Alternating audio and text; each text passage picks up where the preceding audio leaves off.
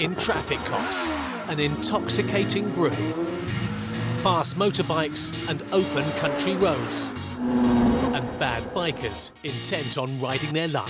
My eldest slipped off. Do you think I was born yesterday? It was just like the wacky races. There was bikes all over the place. There's only one thing I had in mind, and that was to ride fast. The look on your face says it all. Now the police in East Yorkshire have unleashed their own mean machine. A cop on a motorbike, on a mission. If they want to come here and ride outside of the law, then we'll make no bones about it. We're here. We have the strategy and the tactics to catch dangerous antisocial motorcyclists.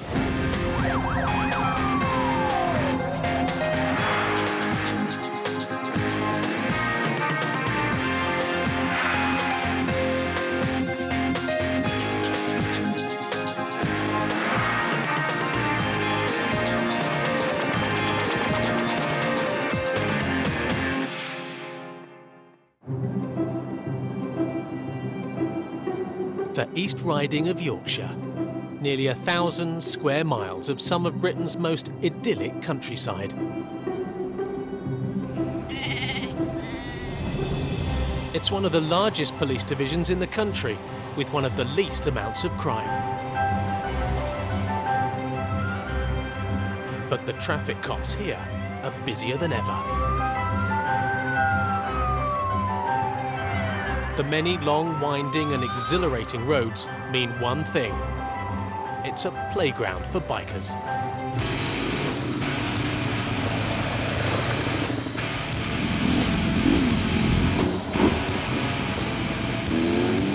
Enjoyment on a bike isn't about riding in a straight line fast. Enjoyment on a bike is all about riding along twisty, bendy roads that challenge your riding ability. And there's quite a lot of those in the East Riding. But for all the joy in the division, there's also tragedy.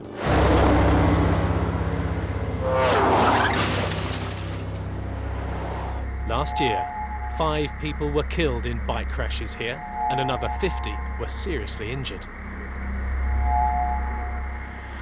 The people who are dying are males aged between 25 and 50 on sports bikes or sports tourers with engine size above 500cc, and the stereotypical crash will be excess speed for a given set of circumstances, or excess speed on a bend and losing control on a bend.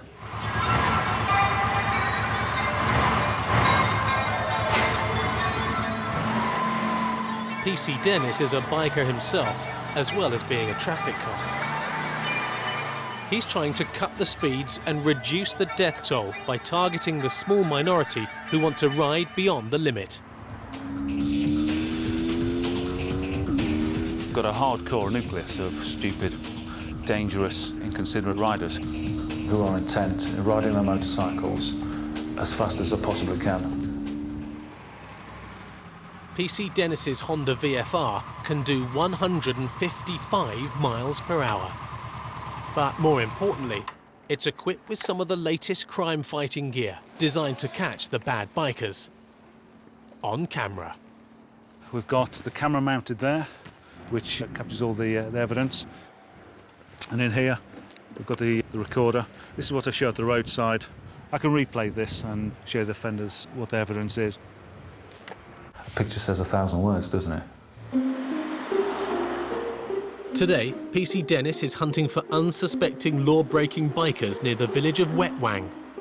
With his colleagues, PC's Ian John and Sarah White, who are keeping watch just down the road.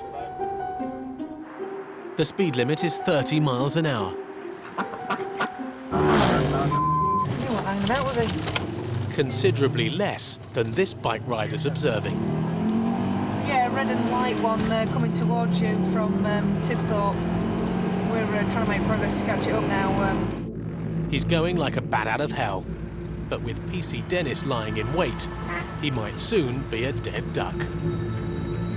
The information I had over the radio was this bike was travelling at very, very high speed and was just leaving Ian and Sarah way behind. He's out of our view now. We're 90 to a ton and... He was so fast, all they could put out was a description of a red V-twin. just a red and white bike. Ian knew it was a V-twin by the engine noise because he's a motorcyclist himself. But he was so fast that it was clear to Ian and clear to Sarah that there's only one thing on his mind, and that's riding as fast as he can. Yeah, white helmet, I think, and black jacket. And sure enough, a red V-twin motorcycle comes up to the junction. But before I can actually get anywhere near him, he's just absolutely disappeared. He has nailed that throttle. He was up in the distance, half a mile, three-quarters of a mile ahead of me. Black jacket with white on it. Some vehicles on the road ahead have come to PC Dennis's aid. They've helped him catch up with the speeding biker. Now his camera equipment is catching the evidence. He'd been slowed down by traffic, a tractor and so on. So I just followed him. We overtook 2 or 3 cars. I think there was a goods vehicle in there. And then I noted his speed getting up to about 100, 110 miles an hour on my speedo. PC Dennis has got all the evidence he needs. But somehow he must now stop the rider. Every time we follow a bike, the first thing that's in my mind is safety. However, it was getting towards the tolerances of where I'm not prepared to continue. Luckily, there's a roundabout coming up, where, as part of the plan, more of his team have been positioned. The rider made a big mistake not spotting a cop on his tail, but at least he's seen the ones ahead. When he saw the unmarked car at the roundabout, and his head dropped and he shook his head as if to say, oh no, what trouble am I in? I then pulled alongside him and he took one look at me and his head dropped even further. And it was clear that he knew the gravity of the problem he was facing. The look on your face says it all. But the video Okay. will show him even more. Here's the video. Camera's in there. Now watch my speeds compared to yours. I'm staying with you. 75, 76, 80. Big overtake on the caravan. Standard of riding isn't that good, I have to say that. 103, 107, 109, 110. That's the evidence, which will be put before the magistrates. The man's Honda SP1 is a model that was raced to victory at the TT on the Isle of Man. It's been built for speed and middle-aged enthusiasts. 30-something male, race rep bike, albeit a 1990s race rep bike, an SP1, but falls into the stereotypical problem motorcyclist that we have. I think he's looking at certainly lots of points and heavy fine and possibly losing his licence. The possibility of losing his licence has hit the rider hard. He's only just holding himself together. See his lip quivering, he's in a real state. We've told him to go and compose himself and pull the bike over. I feel quite sorry for the guy. However, he's in control of the bike. If his licence was so precious to him, he should have thought more about what he was doing. I'm not bothered about my job, really. It's a toy out there, that's stupid. Very stupid. Slow yourself down, mate. All right? He'd been deliberately riding at a very high speed for a sustained amount of time, and he's only got himself to blame.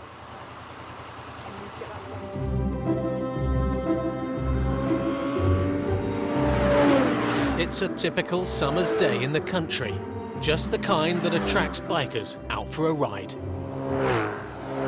Inevitably, though, one has come off. Yeah, so just confirm it's the junction of the B1400. Right on that. The traffic cops have got a 40-mile drive to get to the accident scene on a country lane in North Lincolnshire. It's usually just excess speed, overtaking in inappropriate places, wrong side of the road.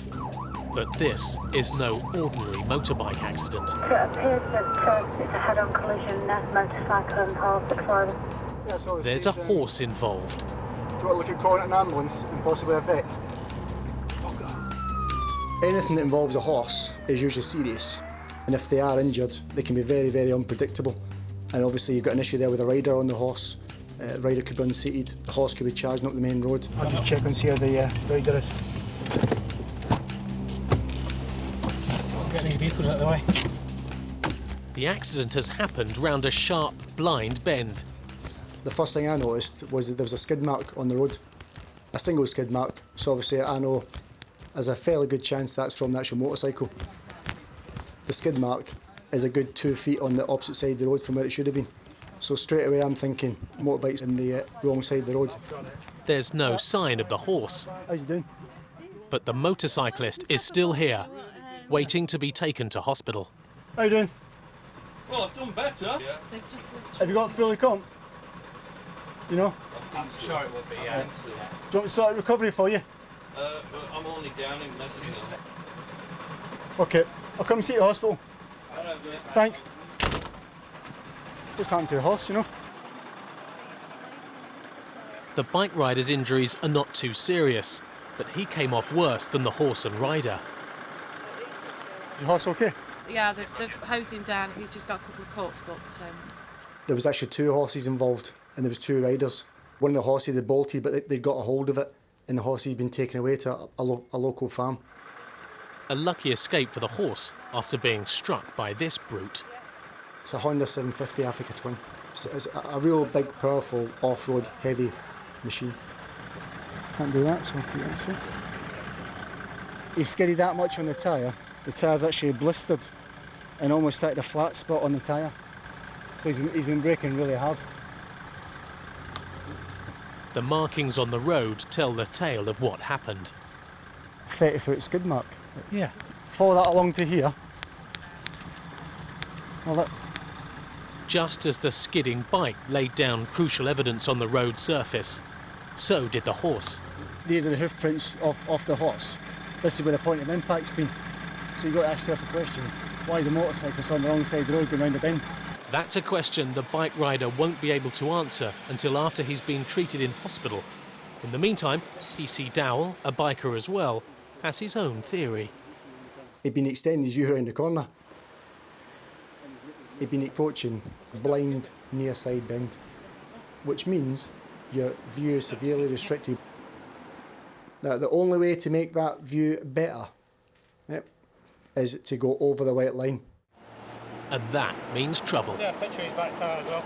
Yeah. As soon as you do that, you're driving without due care and attention because you're on the opposite side of the road. Happy with their conclusion, the scene can be tidied up and the bike put somewhere safe.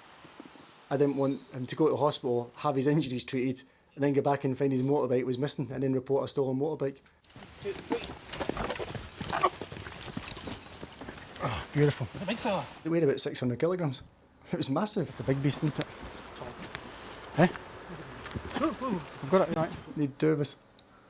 Could have done with three, actually.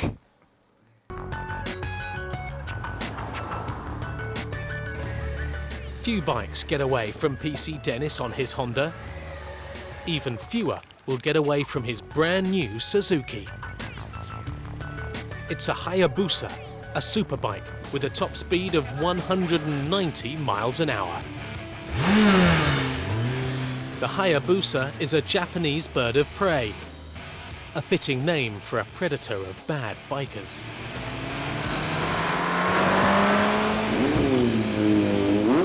First stop this afternoon is the local biking cafe to show visitors the cops mean business.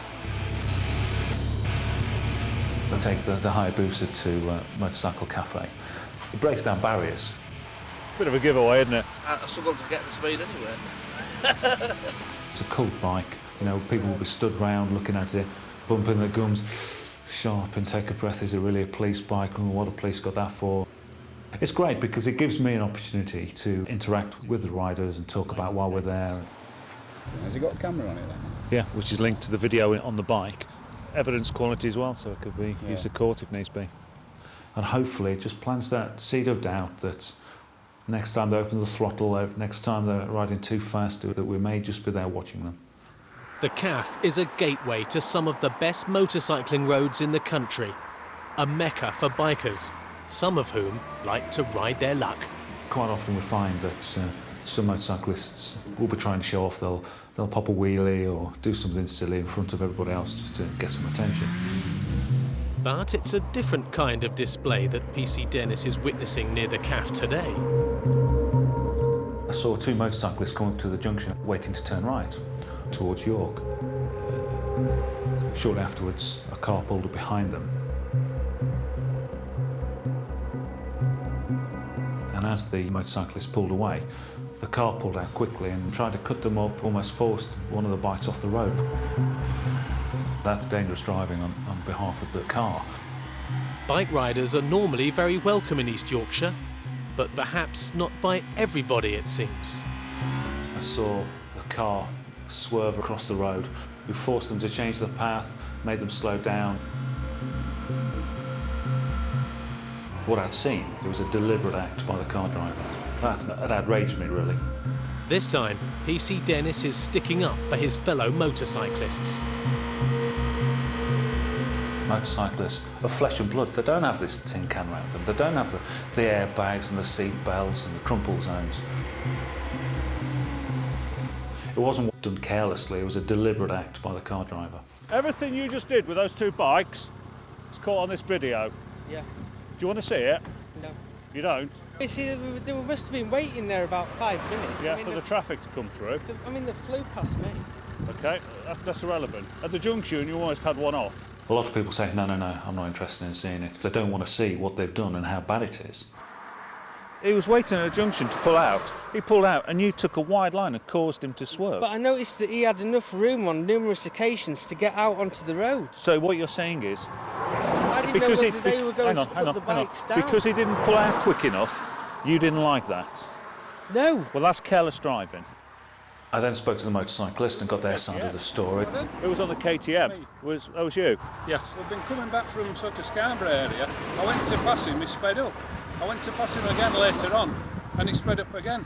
But I thought, well, it's okay, road's clear, so I carried on, and then he started swerving like this, and I had to brake really hard. Frightened me to death, and then he's just acting like an idiot. I was seriously contemplating prosecuting the driver of the car. To do that, I'll need statements from the pair of you. Are you prepared to go to court on what's happened? Yeah. That's the bottom line. You're more than me, like, I would have to... He's using his car to bully me off road. Going back to the driver, he had his own allegations. He had his own stories to say about what had been going on. Well, you see, they've caught me up coming over from, I don't know what the place is, I've just been on the back roads. They've caught me up, they've gone past me, and then what the driver at the back who's got like orange discs, I think they are, on his car, he's gone past me doing the sign.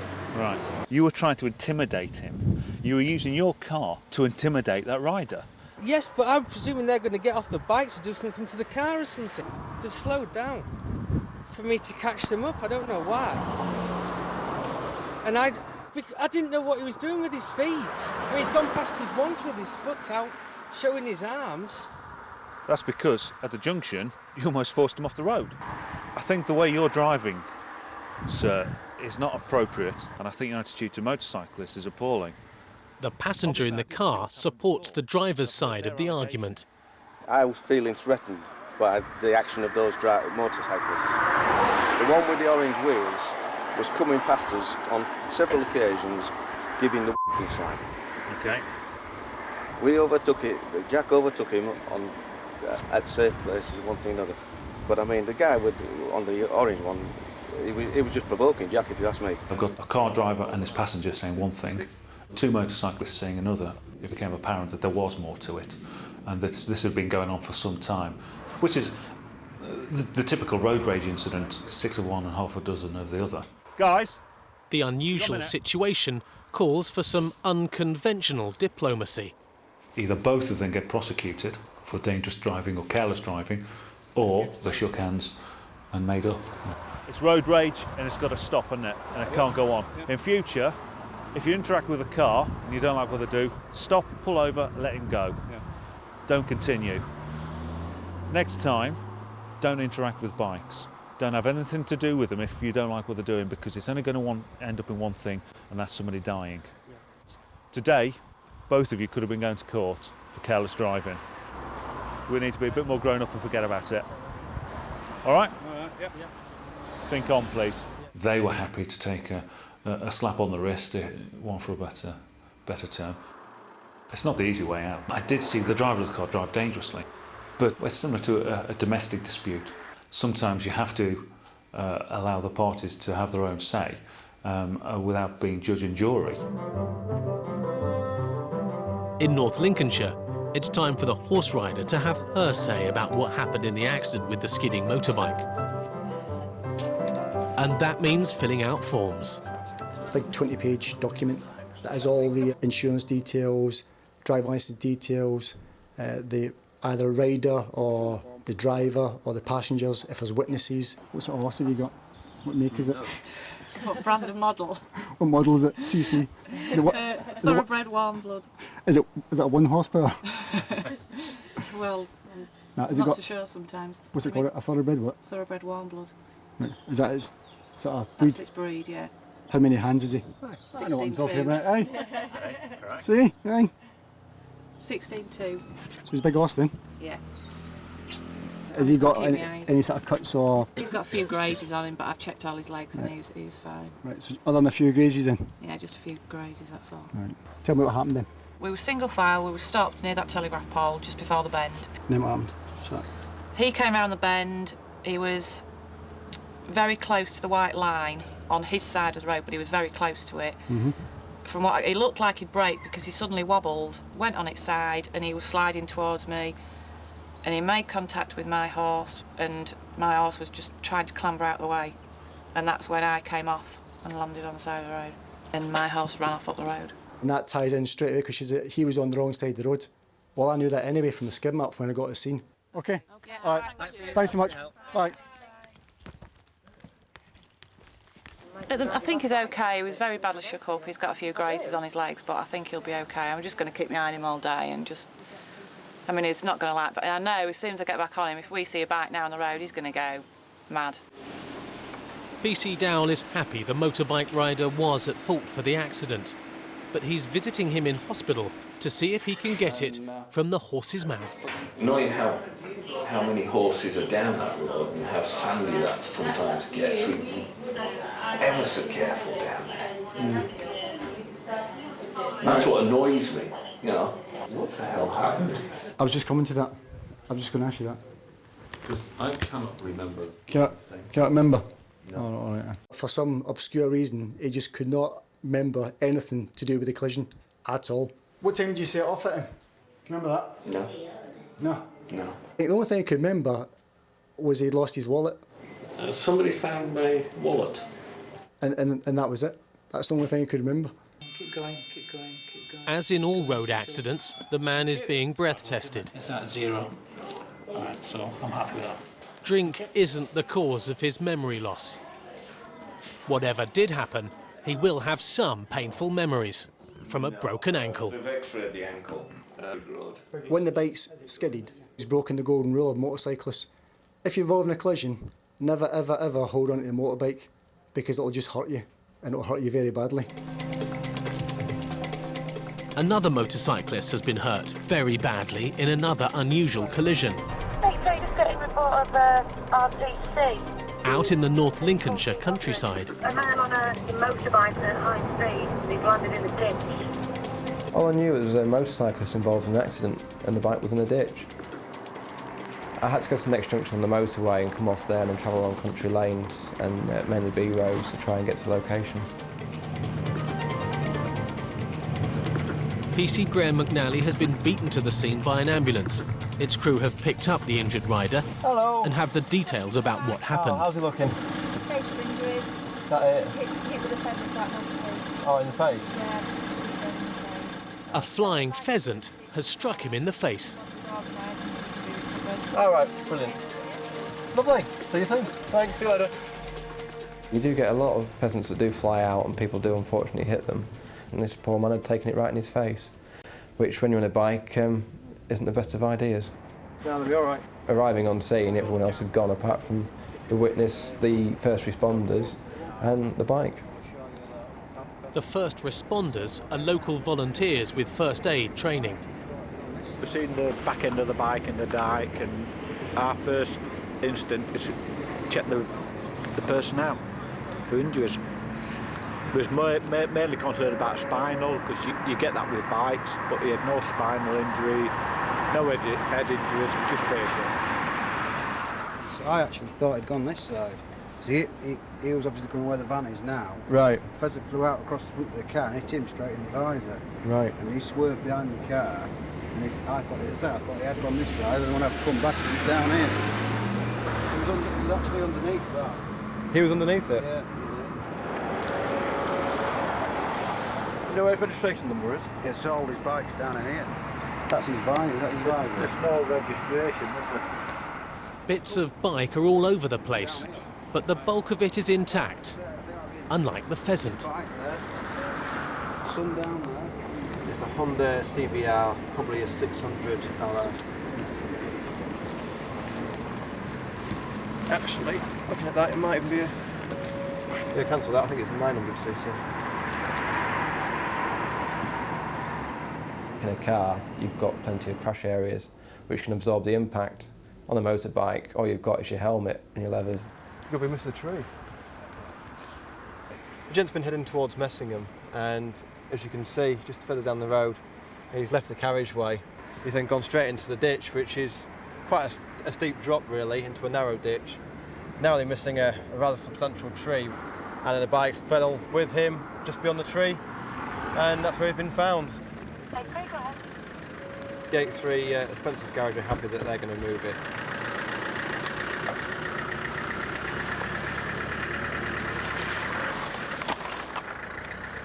It's not nice to run an animal over. Whoa, you're out!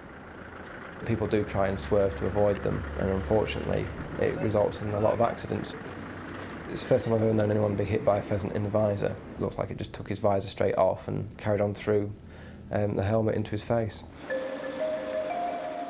PC McNally is visiting the injured rider in hospital to see if he remembers anything about his accident.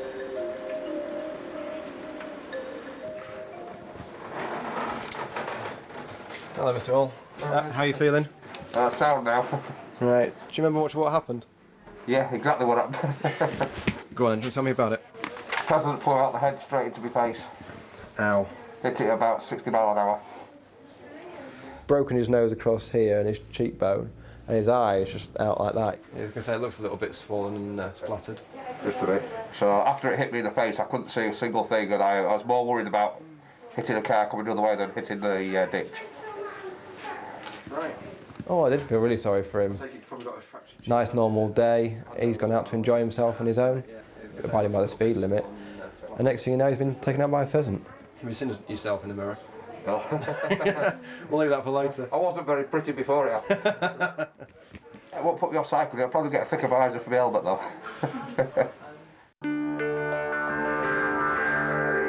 The other motorcyclist who crashed into an animal, the horse, recovered sufficiently from his broken ankle to attend a rider improvement course after accepting responsibility for the accident. And the motorcyclist caught riding at over 100 miles an hour didn't lose his licence after all. But he was given 6 points and a £750 fine.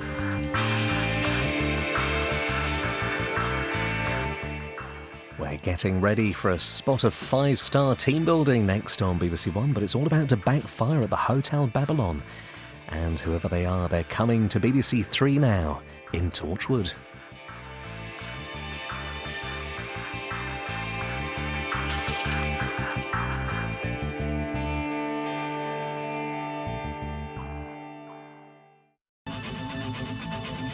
Your first assignment